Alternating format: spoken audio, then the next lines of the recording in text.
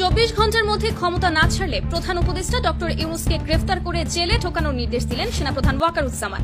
এদিকে আওয়ামী লীগের ছাড়া কোনো নির্বাচন হবে না স্পষ্ট জানিয়ে দিলেন সেনাপ্রধান জেনারেল ওয়াকারুজ্জামান। বর্তমান সরকারকে 24 ঘন্টার আলটিমেটাম দিয়ে যা বললেন তিনি।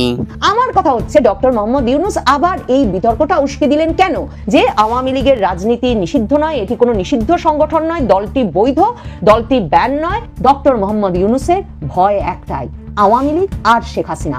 শেখ হাসিনা কথা বলছেন সামাজিক যোগাযোগ মাধ্যমে, সেটা কি আপনাকে মানে বিরক্ত করে, ডিস্টার্ব করে? ডক্টর মোহাম্মদ ইউনূস বললেন অবশ্যই। এদিকে ইউনূস সরকারের বিরুদ্ধে শেখ হাসিনার গুরুতর অভিযোগ, দেশে গণতন্ত্র ও স্বাধীনতা অনুপস্থিত।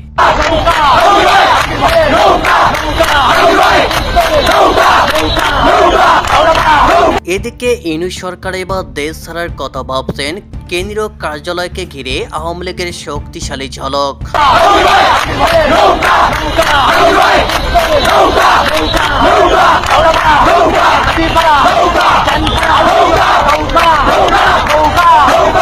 এদিকে চলতি মাসে ভারত সফরে যেতে পারেন সেনাপ্রধান, চিন্তার ভাঁজ অন্তর্বর্তীকালীন সরকারের।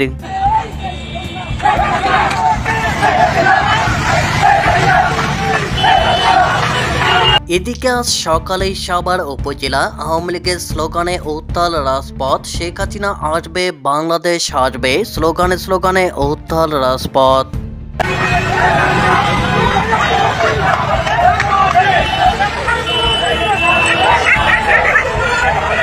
এদিকে আওয়ামী লীগকে ছাড়া কোনো নির্বাচন হবে না স্পষ্ট জানিয়ে দিলেন সেনাপ্রধান জেনারেল ওয়াকারুজ্জামান।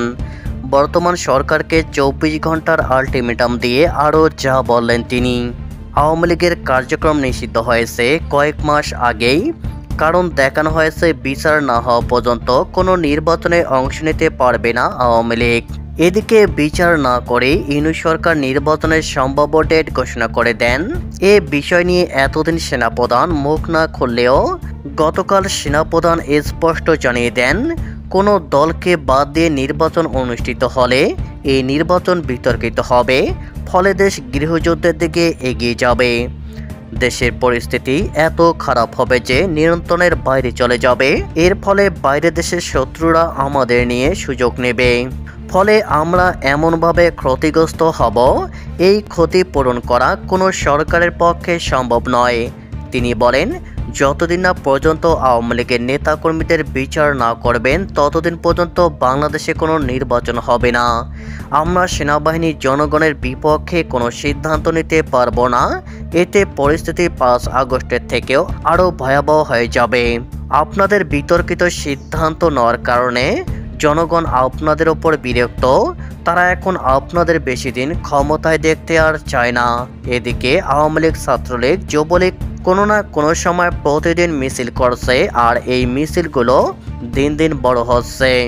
এসব বিষয়ে আপনারা কোনো স্পষ্ট বার্তা দিচ্ছেন না, মিডিয়া প্রচার করে না।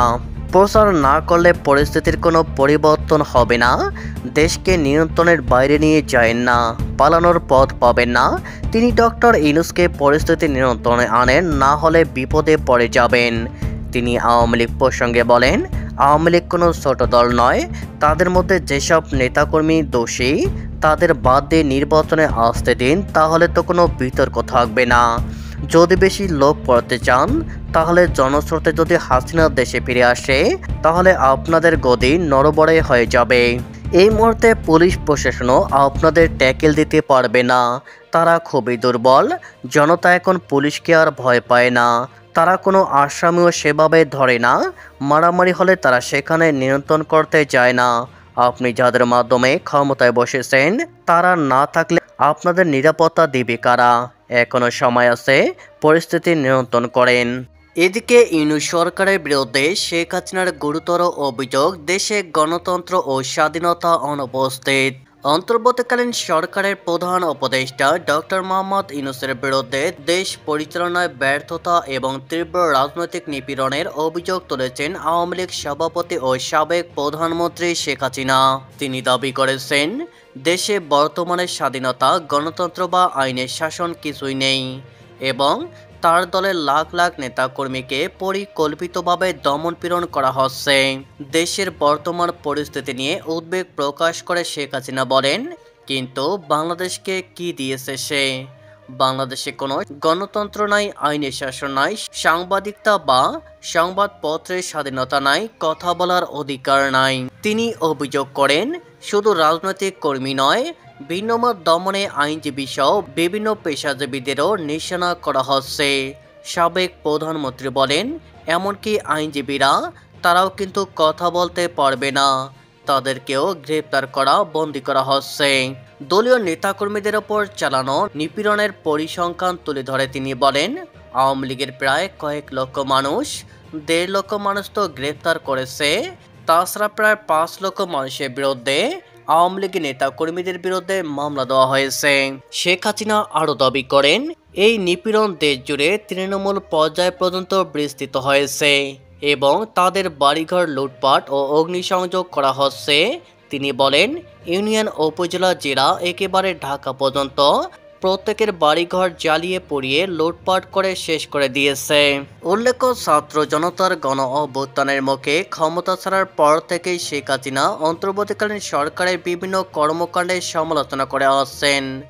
দেশের অন্যতম প্রধান রাজনৈতিক দলের নেত্রীর কাছ থেকে এই ধরনের কঠোর বক্তব্য রাজনৈতিক অঙ্গনে নতুন করে উত্তেজনা সৃষ্টি করেছে এবং ভবিষ্যৎ রাজনীতি নিয়ে উদ্বেগ বাড়াচ্ছে। এদিকে চলতি মাসে ভারত সফরে যেতে পারেন সেনাপ্রধান, চিন্তার ভাঁজ অন্তর্বর্তীকালীন সরকারের। জাতিসংঘ শান্তিরক্ষা মিশনে সৈন্য প্রেরণকারী দেশগুলোকে নিয়ে ভারত আয়োজিত একটি উচ্চ পর্যায়ে সংবাদ সম্মেলনে যোগ দিতে চলতি মাসে নয়াদিল্লি সফরে যেতে পারেন বাংলাদেশের সেনাপ্রধান জেনারেল ওয়াকারুজ্জামান। আগামী 14 অক্টোবর থেকে ভারতের রাজধানী নয়াদিল্লিতে 2 দিনব্যাপী এই সম্মেলন অনুষ্ঠিত হবে। ভারতীয় সংবাদ মাধ্যম দ্য স্টেটম্যান এর একক প্রতিবেদনে এই তথ্য জানানো হয়েছে। প্রতিবেদন অনুযায়ী এই সম্মেলনে 30টিরও বেশি দেশের সেনাপ্রধান সহ জ্যেষ্ঠ সামরিক কর্মকর্তারা অংশ নেবেন। এই সফরের বিষয়ে জানতে চাইলে আন্তঃবাহিনী জনসংযোগ পরিদপ্তরের আইএসপিআর পরিচালক লেফটেন্যান্ট কর্নেল সামি উদ্দৌলা জানান, সেনাপ্রধান ওই সম্মেলনে অংশ নিলে আমরা যথাসময় তা জানিয়ে দেব।